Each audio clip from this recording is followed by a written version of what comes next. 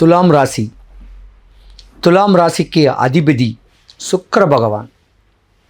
மேன்மை தரக்கூடிய ஒரு நேரங்காலங்கள் உங்களுக்கு இந்த மாதம் இருக்குது.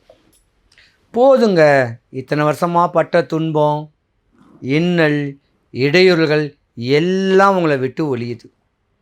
படிக்கிற குழந்தைங்க படித்து மேன்மை வரக்கூடிய வருஷம் மாதம் இதுதான்.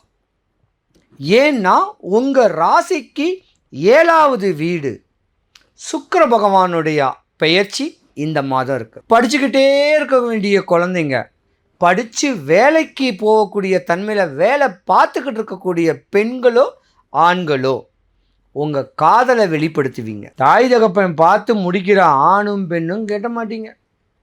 நீங்களா உங்கள் இணையை தேடிக்கிட்டு நீங்களா வினயவும் தேடிக்குவீங்க. உங்கள் தாய் தகப்பன் ஒத்துக்க மாட்டாங்க. பொதுவாகவே துலாம் ராசியில் இருக்க வேண்டிய ஆண்களோ பெண்களுக்கும் கால தாமதமாக தான் திருமணம் நடக்கும். இது விதி. ஆனால் அவ்வளோ சீக்கிரமாக கல்யாணம் ஆயிடுச்சுன்னா பிரிஞ்சு போகக்கூடிய தருணம் உங்கள் ஜாதகத்தில் இருக்குது.